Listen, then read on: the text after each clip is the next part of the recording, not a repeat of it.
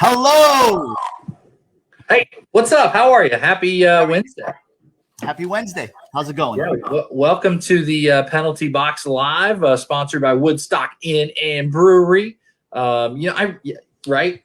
Really, you got to send me some beer. I mean, I'm just going to come see you. I'm going to just bring it and drop it at your house, and then I'm going to turn and leave, and it'll be the funniest thing ever.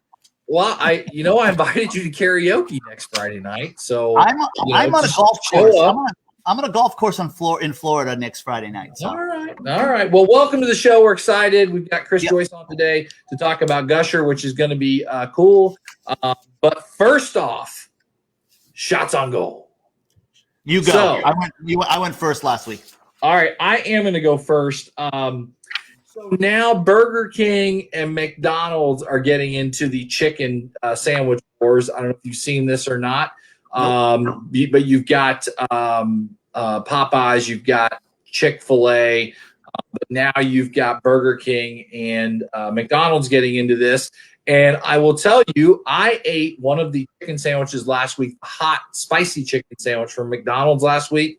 And, I don't want to go all Portnoy and give it like a 0.2 but, on a scale of 1 to 10, it was a 5. I tell you quite honestly what it tasted like. The chicken sandwich, the chicken part of it was good. But it don't like they do like you can get the buffalo sauce, for your nuggets. I don't know how, hey, I have little kids. Chris can probably, oh yeah, I eat at McDonald's too, unfortunately. But it kind of tasted like they took like a couple of packets of buffalo sauce and they put it in a bowl and that was it. And it had some weird funky like sauce on it too. I don't even know what it was. But it was okay. And then KFC has a Nashville hot chicken sandwich and it's pretty good. So the chicken wars are heating up even more than everybody's getting into it. And, the price of chicken wings, I'm in the restaurant industry, the price of chicken wings have skyrocketed, which everybody's eating chicken wings. So the price of chicken breasts ought to be really cheap because they're killing all these chickens for their little legs and their little flappers. So, which by the way, I'm a drummy guy. None of these. I don't eat these. I don't like them. So you have a shot on goal today, sir. Yeah, I'm sure Chris is going in the back room. What the hell have I gotten myself into? Yeah, he's like, what the F word, man? So my shot on goal is I saw this on The Hustle, which is awesome a daily email that I get. Recently bought out by HubSpot, small world. There's a group of investors that are starting another basketball league of high schoolers.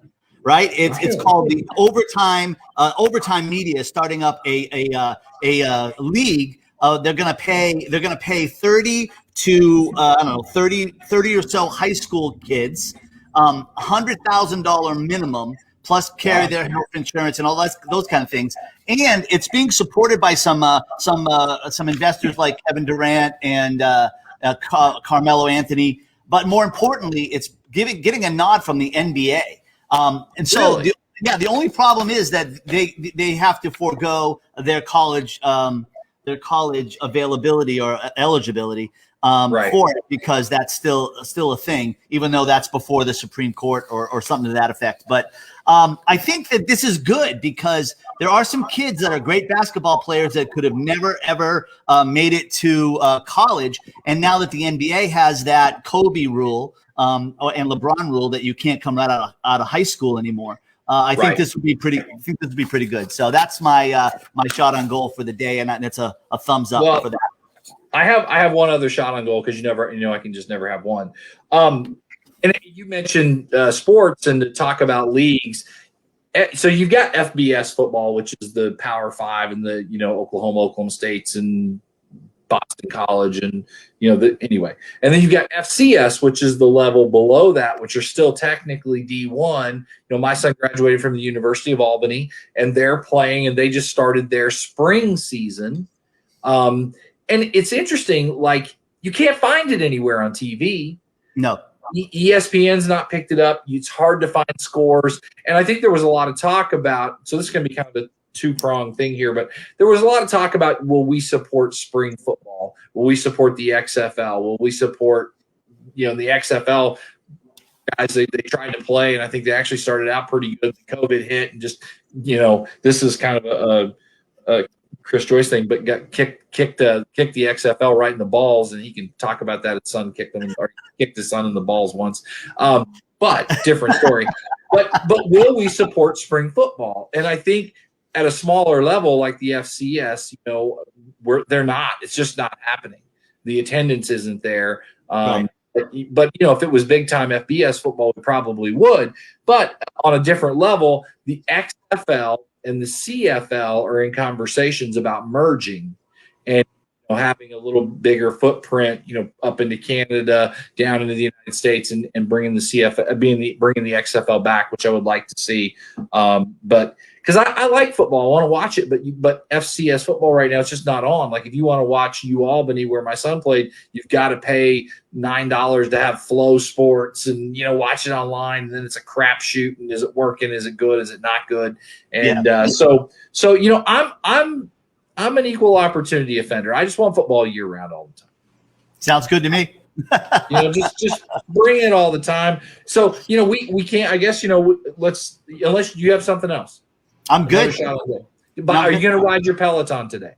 I am, and I'm going to try to do more than 7.5 miles.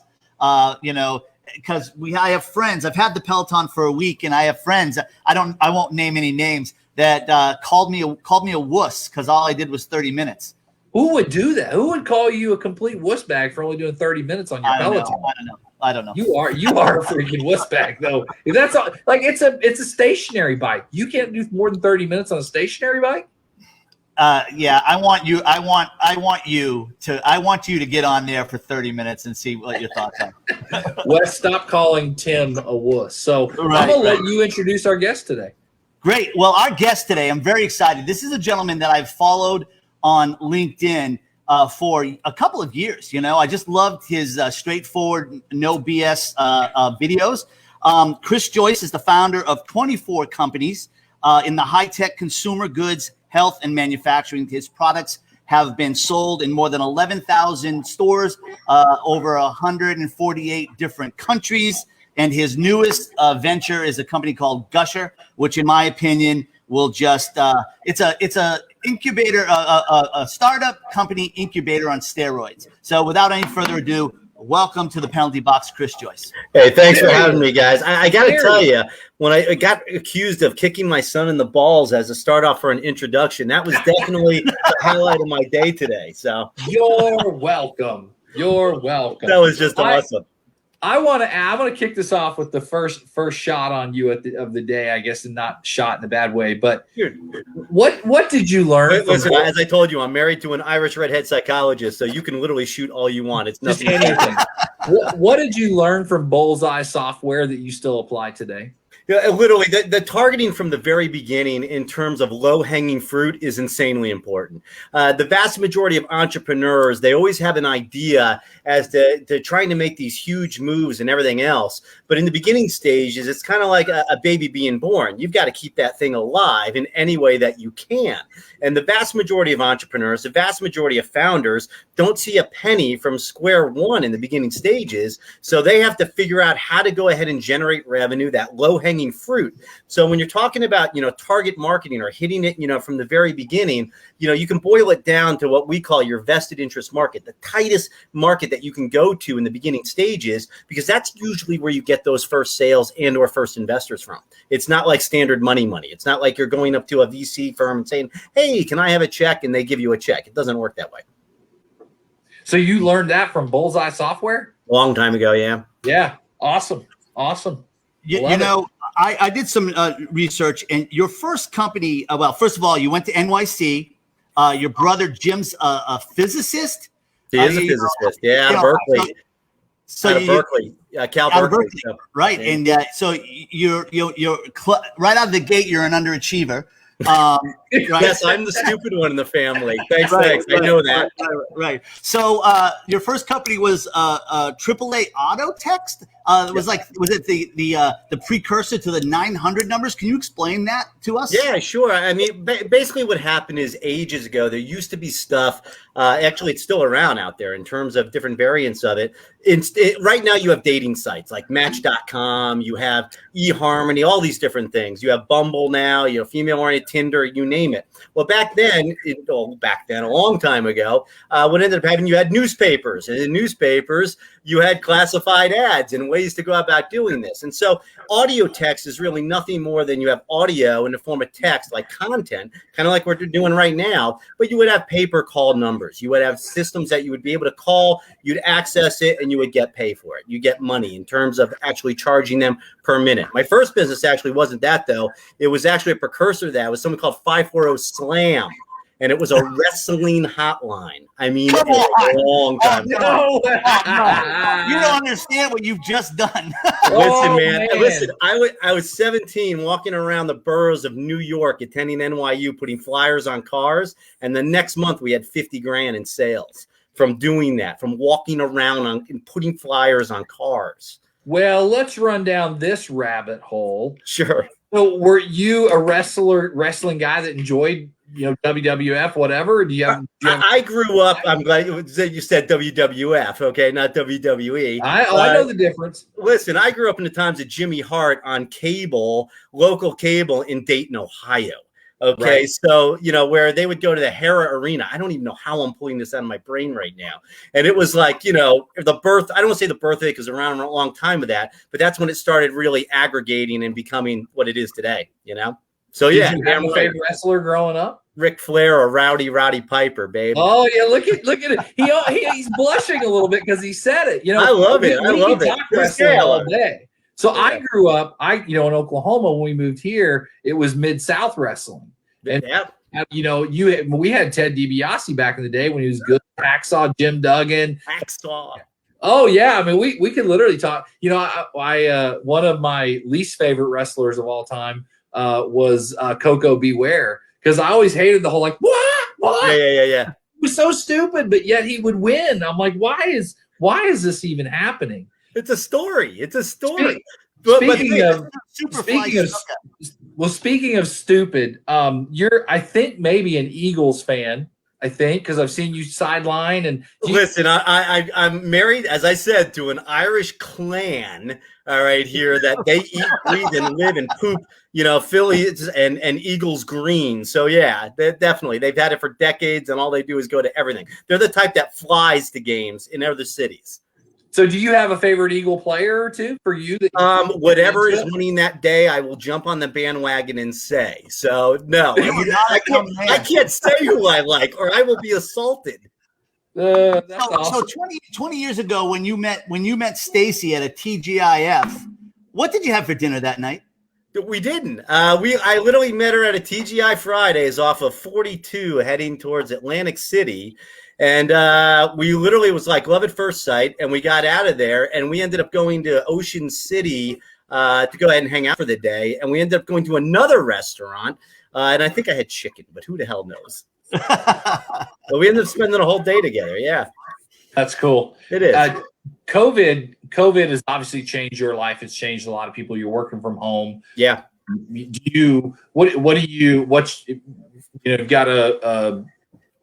What's your thoughts on what happens over the next 60, 90 days? What do you think's going to happen countrywide? Well, hear me out. I just got back from a trip where I drove from Philly to New Orleans, Mississippi. I have that written down. Gusher. All over. Let me tell you something. It's a different world than the Northeast. Yeah. Stuff is much more open. I think they stopped masks down there. For my experience that I saw, everything was coming back full tilt, or it was already operating full tilt, other than the mask. So do I think stuff is coming back? Yeah, I am hoping that New York bounces back pretty damn quickly because we want to open up an office there soon. So absolutely. So let's talk about it. Shoot. Tell us where you got the name Gusher.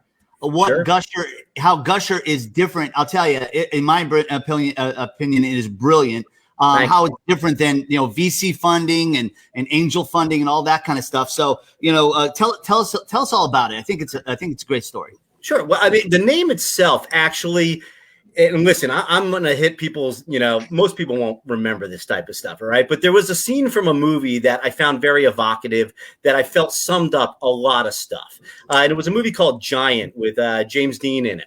And when he hit oil, This guy coming from nothing that was literally wildcatting. He was out, in the plains of Texas, just putting holes in the ground, hoping to hit it big, and he hit it big. And he literally, and I don't know if you can see it, I'm getting goosebumps from telling this story. Wow. Because when I saw that, I got goosebumps. And I'm like, okay, well, when you're naming a company, most people don't really do this. It should be primarily an evocative name. It should, first of all, be 3 syllables or less, evocative name. And I just felt that was something that we could run with, and it could end up becoming a verb, which is where it's going right now as we're growing. So that's the naming aspect of it. But the idea itself actually had birth from the time I was a kid and seeing my mom, who was a low-level government secretary in Ohio, in the middle of Dayton, Ohio, stuck in a bad job and a bad marriage, but she had brilliant ideas, and they literally, she could never tap them. She could never actually turn them into reality. There was no such thing as venture capital ecosystems. There was no such thing as women VC funds. There was no support structures or anything else. And even today, there's few and far between, other than 3 geographic areas. If you're talking like San Fran, New York, and Israel, the vast majority of the world still doesn't have a lot of this stuff out there to be able to support entrepreneurs. So that was where the real original, hey, oh my God, there's got to be a better way of doing this.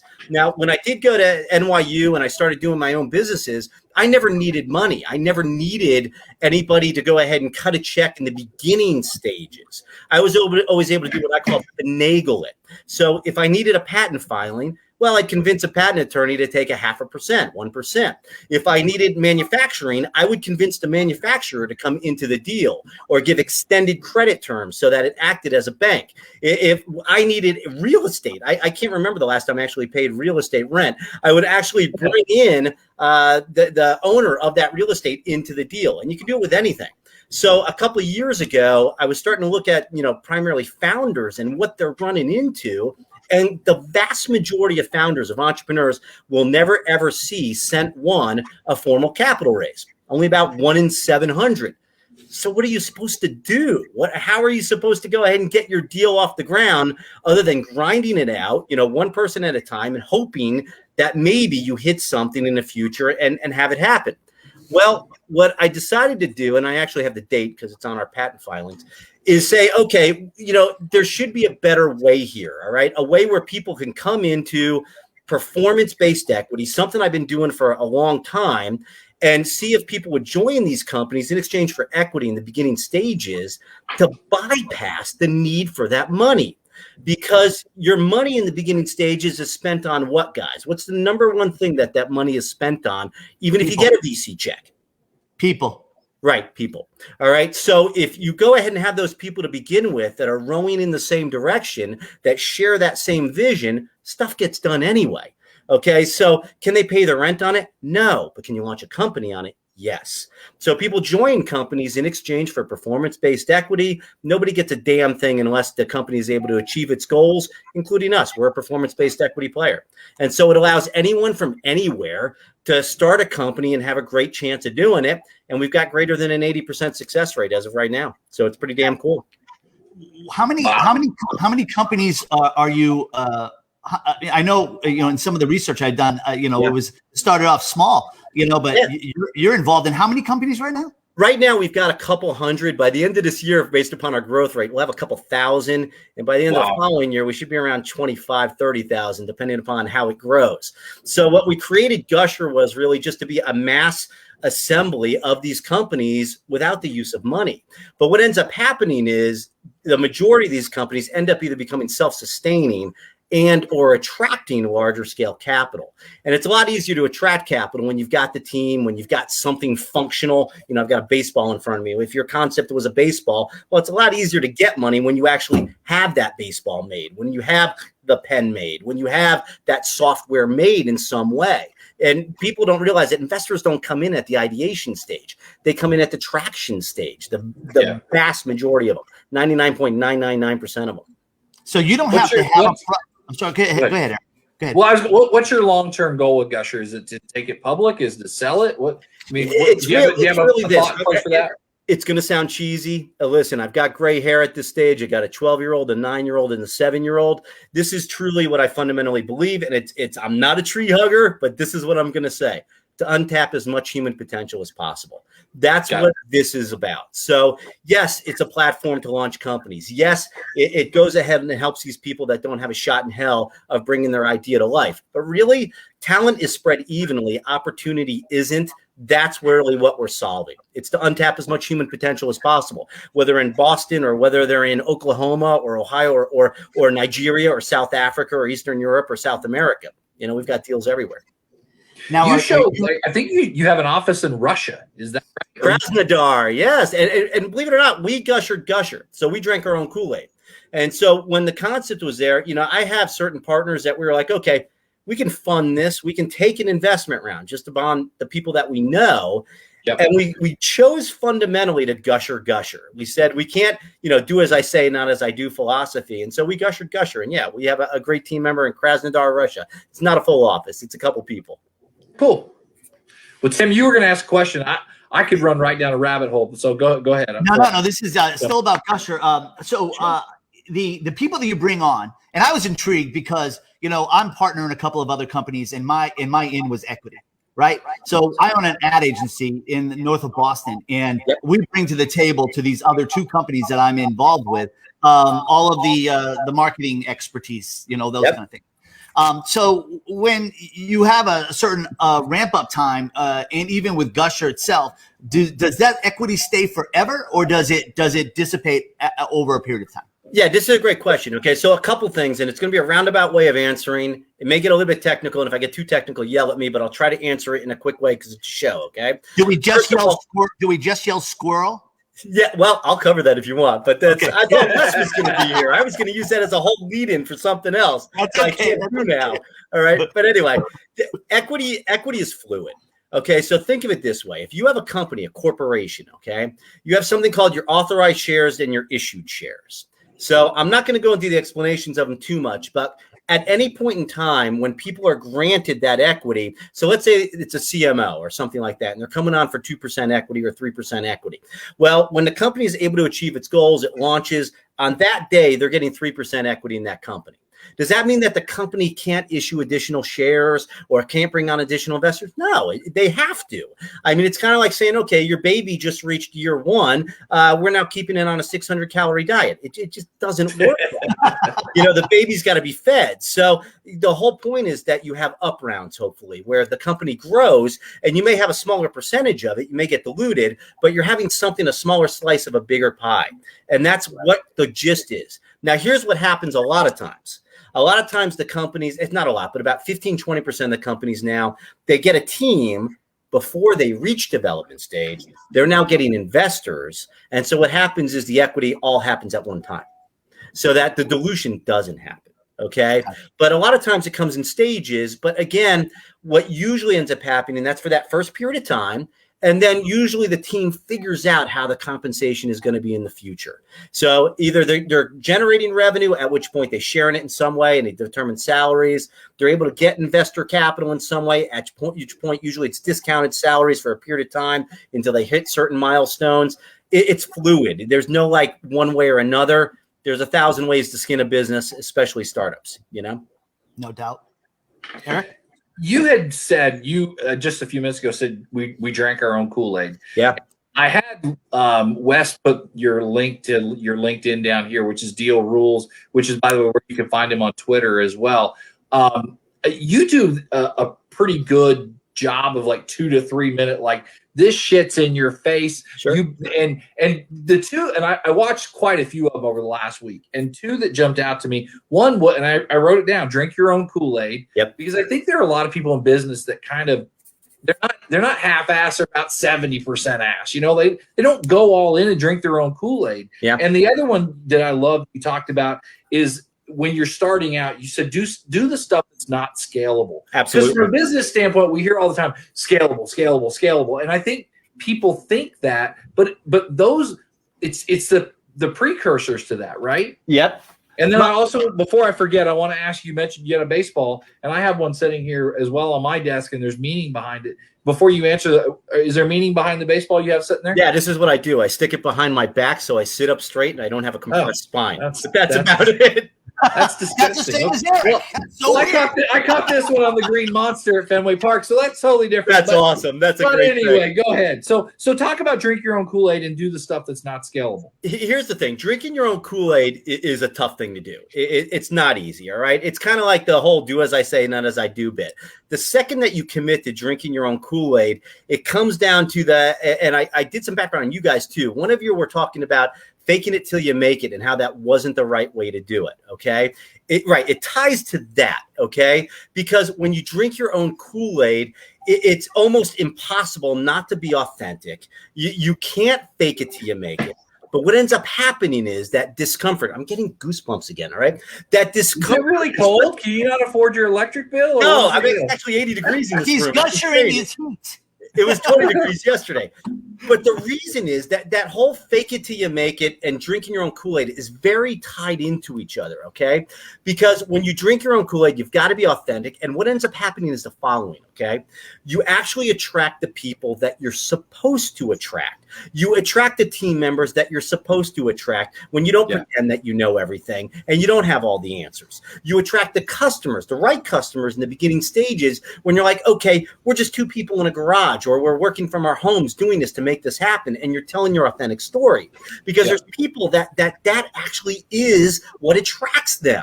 And so in the beginning stages, it's hard because people say, and I had a conversation with a founder earlier today, he was having, oh God, what's it called where you have this imposter syndrome? And he's about to go ahead and give a talk and imposter syndrome and all this bullshit. And I'm like, listen, I go, the fact of the matter is you know your deal better than anybody else in the world. You're sincere about it. You're not faking anything. It's just uncomfortable in the beginning stages being 100% honest. You know, it just is, especially in a business perspective. It's rough stuff. You know, it's not easy. Now, the not scalable part, that's probably the most insanely important thing, but it comes down to not just business, it's everything in life, okay? There's something I call the ugly, smalls, mediums, bigs. Whenever you start out something, whether it's here, you guys are doing this, you're creating content, you're doing a show, in the beginning stages, the uglies, you're figuring out it doesn't seem right, things are kind of not flowing, whatever it may be. Then the smalls happen. You get a little win, you get to first base. Something happens there that you're like, maybe this can be something. Then the mediums come in, you start getting product, you standardize here. That's where most people get stuck, all right, if they're able to get to that stage, because it's hard to give up the mediums to then get the bigs. And so, when it comes to not scalable stuff, little stuff like sending thank you notes, making it by hand, that's not small stuff. That's literally everything in the beginning stages. Talking to people face to face, on video now, but you don't do it via email. You don't do it via text. You literally make the effort and go see somebody if you need something from them, or at least get them on a video. Those little things actually are the fuel, are the lubricant for the stuff that allows you to scale. You don't just figure out scaling. That is the process to scaling, the not scalable stuff. Yeah. We had Adrian Salisbury on here a couple of weeks back from Ecamm Live, and you mentioned attracting the right people. And I've now taken it as my own that I came up with this, but it's actually Adrian was one that said your vibe attracts your tribe. Yep. And I love that. Everything you just said, like I said, that you gave me not quite goosebumps, but they're on the verge. If you'd gone maybe a minute or two longer, maybe we got there. But sure. Anybody that's on LinkedIn needs to follow you, because thank you. Those little 2-3 minute blasts of it, it's a kick in the nuts most of the time. Yeah, right? But hear me out even on that, okay? Like that was something that I did kicking and screaming. All right, hear me out. Really? That thank you note, I keep this on my desk for a reason. This was a recent one. I literally got a thank you note. This was about 2 years ago, right?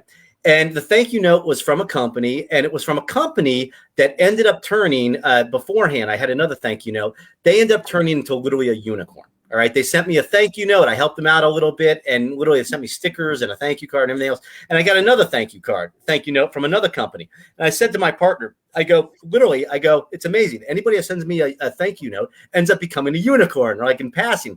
And he's like, you should make a video on that. I'm like, nah, screw that. Don't do that. I put it up on LinkedIn, just off cuff, not really planning it. The next day we got a deal out of it. I was like, So I said another one the following week. Next day we got a deal or two out of it. I kept doing that. And I'm like, suddenly I ended up having all these VCs following me, about 40 to 50% of the VC market. I started having all these high net worth, all these family offices, about 40% of the family offices. I ended up getting invited to speak at all these events and everything else. And it became something that literally sitting there and saying, all right, this video here, it's not scalable. It led to a lot of stuff that ended up being 10 and 100x fold. So that's the type of thing that you got to listen to the signs of the universe, not to get all touchy-feely, but you got to. We can talk all day about that. I'm listening to The Science of Getting Rich right now, and you mentioned universe. Look, you're not getting shit from me and Tim, so if you don't hold out, wait for that. So I'm just. I hear you. No problem. I don't know. Tim's like, wait, what? I'm not. I was halfway through my thank you note. I'm sorry. But can I do what I was going to do if Wes was here? Because sure. I planned this out. I was going to say, guys, you've got these awesome backgrounds. Thank you. So I was going to say, you've got these awesome backgrounds, and I feel like very insecure. Now my whole setup is gone. And so what I was going to do is I was going to take my magical tape here, right? Bear with me just a second. And I was going to improve my background because I really did a little bit of stuff there.